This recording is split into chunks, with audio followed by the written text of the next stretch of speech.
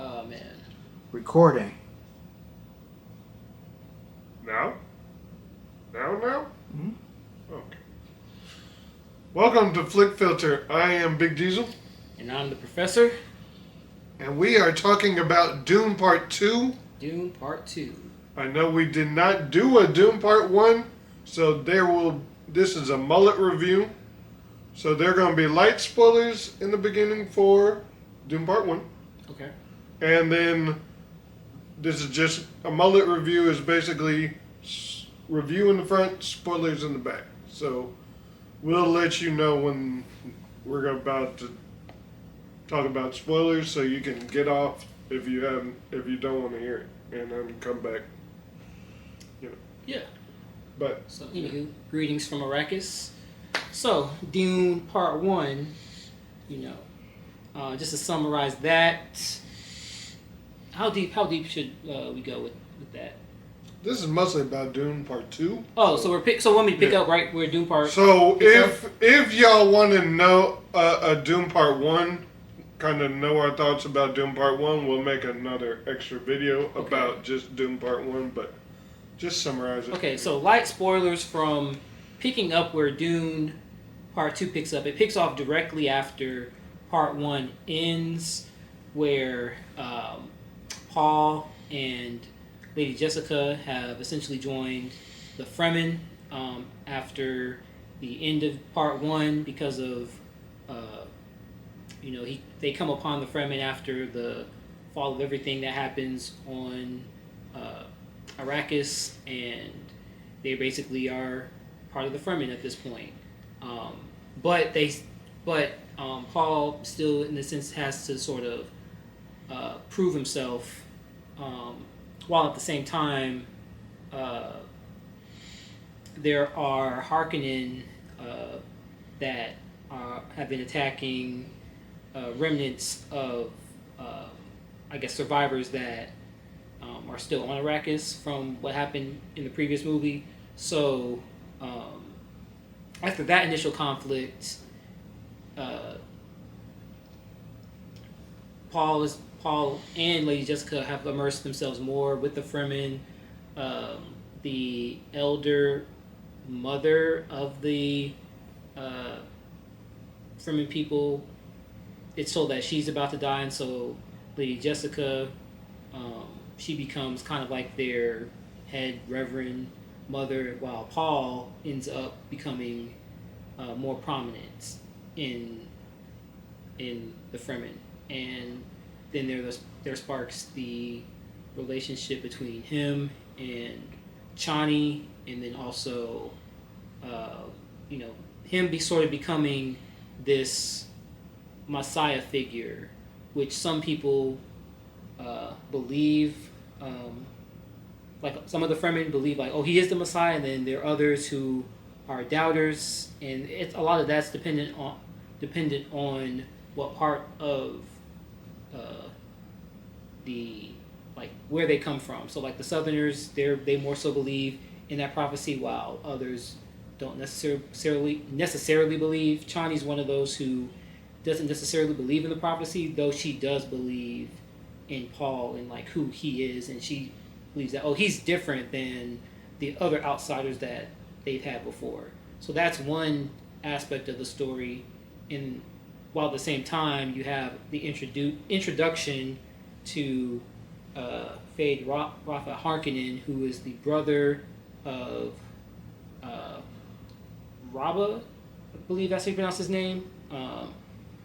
And they introduce him. He's this vicious character. He's kind of like a...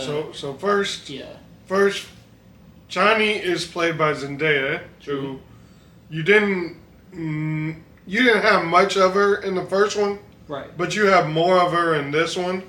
So that's Chani, and Fayde is played by Austin Butler, which I feel like he did a good job. He kind of disappeared in the role. Yeah, that's true. But yeah, Fayde is the bald-headed, tall, skinnier guy. Yeah, weird. I didn't recognize him at all. But go ahead. My bad. I was kind of going way into the whole plot. The plot is pretty dense. And so I feel like I'm not even like halfway into the conflict yet. But without spoiling a lot or most of the movie at this point, um, there's still a big conflict between the Harkonnens and the Fremen because they hear of the Muad'Dib and they're trying to basically take over uh, Arrakis, while also they're hearing about there's this Messiah figure or whatnot because as they keep sending people, a lot of their people are getting wiped out, and they're wondering like, okay, we're sending all these troops over here, yet we're still getting dominated by them, and then they're sending more people. So it's like this ongoing conflict. But I think the really interesting part is the evolution of Paul's character and him not wanting to be this Messiah figure, but because he's almost in a sense being thrust into it because of between his mother and just other people around him wanting him to fulfill this role. So without getting into like the rest of the plot is basically this conflict, this internal conflict within Paul within himself, him wanting to lead these people or fight alongside these people, but not while also not trying to become this Messiah figure that they're trying to build him up to be. So it definitely plays upon different religions and stuff like that. Yeah. Definitely see some similarities with Christianity, and definitely Islam, and different kinds of religions. Yeah. And to get into like Frank Herbert, I don't know what his, because Frank Herbert's actually the writer, so I should get into. So Frank Herbert was the writer of the book Dune, and when he initially wrote the book, a lot of people misinterpreted who Paul was from what he was trying to do in writing the book. Like he was trying to be more critical of having these white savior, these quote unquote Messiah figures. He was trying to be critical of them, but people the movie itself, or the book rather, he didn't want Paul to be viewed as a hero, even though people saw him as that, which is why, which we'll probably talk about a little bit more. He ended up writing another book after that, Dune Messiah, which I think it'll just be part 3 though. Yeah, I think Denis Villeneuve, the director of Dune, I think he's gonna call it Dune Messiah but I think it's just gonna be one more movie. I don't think he's gonna make multiple movies after this one. But he said he is gonna take a break. Okay, because it's like different books. Yeah, he's made a lot of books. He wrote a lot of books after that, but I think Denis Villeneuve said he's only interested in going up through Dune Messiah, which is the second book. Okay. And then they also have the Bene Gesserit series that's coming out. That's right. The trailer just dropped. It looks pretty dope. Yeah. But what all? So we have Austin Butler, who's Fayde. Mm-hmm. We have Florence Pugh as Princess Irulan. Yeah. Yeah. And we had Christopher Walken as the Emperor. Yep. You see a lot of Star Wars parallels, yeah. So what else? Oh. I think to just talk about like the casting. I think the cast they all did pretty good. So I feel like everybody killed it. Austin Butler killed it. It definitely like Elvis and stuff. He's been on a roll. Florence Pugh has been in some good ones. So, and Christopher Walken, I hadn't seen in a while, so it was good. Yeah. And he didn't do his normal, Christopher Walken stuff. So, I think the cast did great. I think the directing was great. There's definitely really good shots. Yeah. That if you like the shots from this, definitely you should see in the theater. Definitely. Absolutely. Or a big screen, but if you just can't see it in the theater, there's just some good shots. Like he just did a great job. The music is great. Yeah. Just I think everything all around this movie was really great. Yeah. So if you like the first one, I think this is just a little more of that, with a little more action. Yeah, there was some dialogue. Yeah. What you said about the Star Wars comparisons, because I definitely would agree with that. But I do want to add that some people may not know who aren't too familiar. So Dune was actually written, like the book I think was written in the 50s, I want to say. 50s or 60s. I think the 50s. And Star Wars didn't come out until the 70s. Was first. So Dune actually came out first, even though the Star Wars movies came out first. Yeah. So a lot of people will say, "Oh, Star Wars." They'll compare Dune to Star Wars, but really, it's the other way around. Yeah. Yeah. But yeah. So, what did you like about the film? What did I like? Besides the obvious. Okay, I liked one of the performances, which you already touched on. I think everybody did well. Yeah. Just to name, like, I thought Timothee Chalamet, this is one of his strongest performances, especially as after Wonka. Yeah. After Wonka. Yeah. This did come out after Wonka. Yeah. So he did. That's all I know about him. Really? It's Dune Part 1, Wonka, and then Dune Part 2. He was also in Lady Bird. I think I've seen that one. That came out some years ago. He was in Little Woman. That was really good. I didn't see that one there. He was in Don't Look Up. That was more of a smaller role. He was in Call Me By Your Name. I did not see that. But he was in some good stuff. He was also in Bones and All. That was good. I saw that last year. It came out a few years ago. That was good. But yeah, so he's been in a lot of pretty good movies. But this, I think, is probably his biggest role, maybe outside of Wonka. Just in terms of like him leading a movie, and I felt like especially the second half, I felt like he kind of took over in terms of like commanding, like being that like leading hero figure. Well, hero, whether you want to call me hero or not, but just like without getting into too many details, he definitely like takes over. Like I think the latter half of the movie. Yeah. But outside of him, I thought Rebecca Ferguson, who plays his mother, I thought she did a great job. She definitely killed it. There's a surprise. Oh yeah, there is a surprise. There is. We'll get into later. Yep, Javier Bardem plays Stilgar. Thought he was good. He was a bit of a comic relief in some aspects, but I thought he still, even though it was like he was serious, but it was still, he still provided a bit of humor. What do you call that? Levity? I don't know. Yeah, I thought he did a great job, and just the fact that he believed so much in Paul, like in who he was, it really showed in his character. Josh Brolin, he's also in this. Oh yeah, forgot about because he was in the first one. He also appears in this one. Thought he did well. Of course, Zendaya, she did well.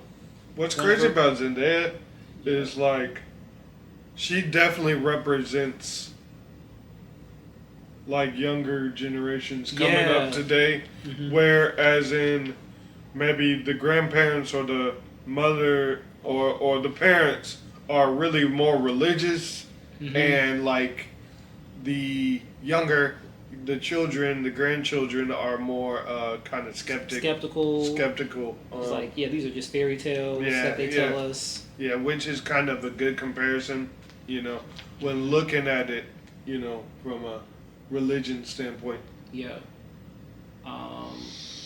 And then yeah, then also with her, just like her belief, like going through like her belief system, like she does have belief, but it's more so in kind of like what I was saying before, in Paul as a person and like who he is and what she means, or what he means, rather than just, oh, he's this Messiah figure. Like she just believes in him as a person. Yeah. But yeah, I think also Florence Pugh, she did well. She was kind of like the narrator in a sense for a lot of Yeah, there was parts a lot of narrating, but she wasn't really in it that much. Until the latter half also. Yeah. And then should we talk about Anya Taylor-Joy? What you already did. Well, I guess we did. She's in it. She's in it. Spoilers. Spoilers. She is in the movie. I don't know. Should I mention what character she plays? I It's would not even say that I big would. of a role. It's not that big of a role here, though it may become bigger later on. Later on, but I would say, yeah, let's just do the review and then get into spoilers. Okay. Who else am I? Am I forgetting? Stellan Skarsgård as the Baron. I thought it was a great villain. Yeah, I didn't really care for him as a villain. I guess I don't know much about the story, but he just didn't really get me as a villain.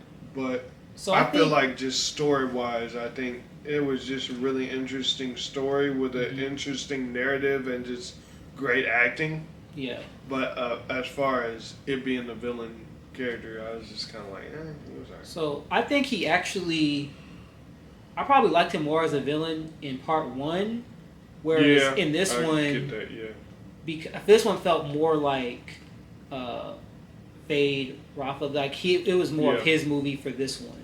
It was, yeah. He was definitely more of the. He felt like more of the larger figure in terms of. It was interesting him being kind of this like,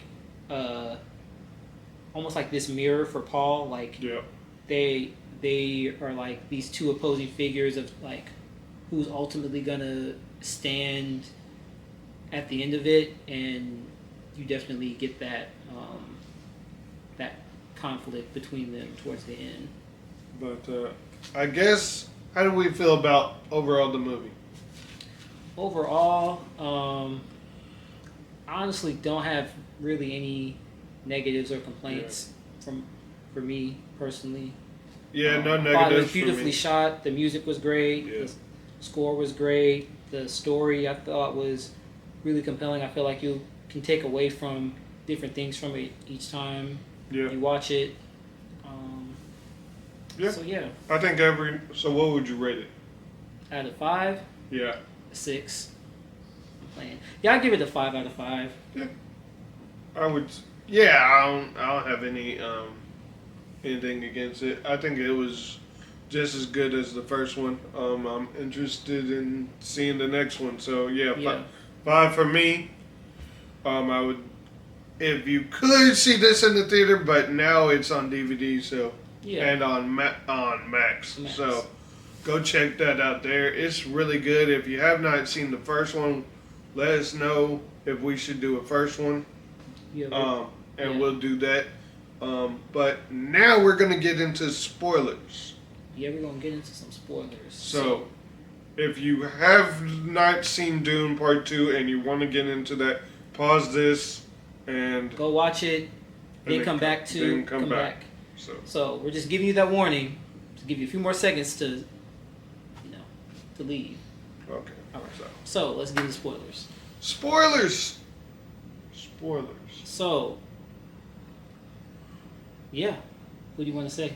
You're the one that wanted the spoilers. Well, I wanted to say like there's a lot. I think the movie, after seeing it a second time, there's definitely like some parallels between the ending of the last movie and the ending of part 1 and the ending of part 2, and just also the introduction of Fayde Rafa. I feel like there's some parallels because you have so at the end of part 1, Paul has the conflict with Jamis, and it's through that fight. Who's Jamis? Jamis is part of the Fremen.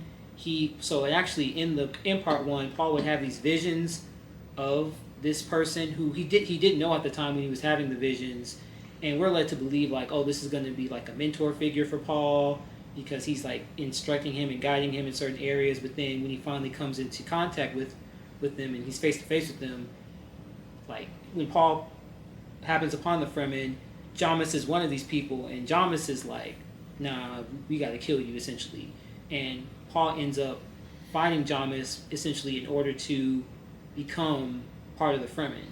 And spoiler, I know who you're talking about now. Yeah. Okay. Yeah. So spoiler, Paul ends up killing Jamis. So that they should already know. They should know that because that's in the first one. And they end up burying Jamis at the beginning of this one. So and it picks up right after that. So not long after that. But that's the very first time Paul ever, like, Lady Jessica mentions that, that's the first time Paul ever killed someone, and that's literally how the movie ends, with that fight. And then, spoiler alert for part 2. They already know. Spoilers. Yeah. Okay. I just keep saying that. But Paul, at the end, there's the big conflict between Paul and Fayde, essentially for the throne, because Paul has wiped out the Baron, and Paul is like, hey, I'm going to basically rule the Empire and take... or the Empire. Huh? Or the Empire. Yeah. He's going to take Princess Irulan, who's daughter of the Emperor, he's going to take her hand in marriage. And the Emperor's like, basically not having it. Which was wild, because you think of him trying to get with Zendaya, so it was... Yeah, that was a really big, like, oh, shoot twist. Moment. Yeah. Because Paul promises Chani, who's Zendaya's character, he promises that, he'll love her forever. And he was pretty trash in this movie. He took a dark turn. Yeah. So that was definitely a kind of a dissension in his arc, and a lot of that was manipulated by his mother and he did make his own choices. Yeah, he did. But like, she literally like commanded certain things to happen. Like, she used the voice. She told Chani to do certain things. She told other people in the part of the Fremen to like do certain things. So she was manipulating that whole time. So like the Bene Gesserits, they probably are the cause of a lot of the conflicts, because they're the ones who one of the main ones, she's the one who told the Emperor to she convinced him to wipe out the House Atreides in the first place. Then when you realize that he's related to the Baron, it's a whole... That was just kind of awkward for me, because I'm like... Yeah, they're hard. What? Yeah, she's like, oh, we're... What? Yeah, I was not expecting that. That was the big twist for me. Yeah. So back to like how the final conflict was between Paul and Fayde, and spoiler alert. You don't have to keep on saying that. Yeah. You got it. But Paul wins. But it's funny that I mentioned this to DJ before. Like, when they first introduce Fayde, he's in this like gladiator pit. Oh, that was cool. Yeah, that was a really cool scene. And it was like black and white. Yeah. I love that part. Yeah, and Fayde is fighting a few men, and the last one he fights, which is a little bit more challenging, but in this one he says, you fought well, Atreides, and then he says that same thing to Paul when they fight. So that was like a good, full circle moment. Yeah. But yeah, there's much more I could talk about, but I don't want to be too long on here. Yeah. But basically, all in all, it was a good movie. I feel like, for me,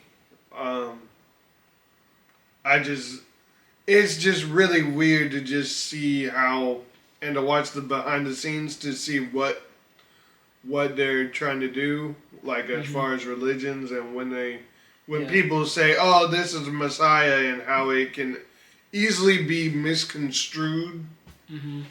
So yeah, it's crazy. So, all in all, I'm just and Anya Taylor-Joy. Yes, forgot to mention her. Yeah. So she plays Paul's sister. So we find out that Paul's mom is pregnant with a daughter. So she's pregnant throughout the movie. Throughout the whole movie, then she's supposed to be taking some kind of stuff. What? I can't remember, to be honest. She took a certain chemical, I think, inside her, I guess, to save her, and didn't really reveal to the people that she was pregnant, which is kind of, I don't know. It was kind of like, I don't remember how it went, but it was just basically like she should have said, because it's very dangerous to put that, into another, like an embryo or whatever. Oh, okay. That was not. I did not make that connection. Yeah. With that, but she did communicate with Paul throughout the movie, and her mom, even though she was still pregnant with her. Definitely. Like there was a lot of communicating and stuff, which will probably get into the next movie. So yeah, there probably will be some sort of time skip. Yeah. But anyways, that is all we have for today. Yep. For Dune Part 2. So please post your comments down below. Let us know what you think about the review. And let us know what other videos you want us to do. As always, please like, share, and subscribe. And we'll see you on the next one. Peace out. All right. Peace.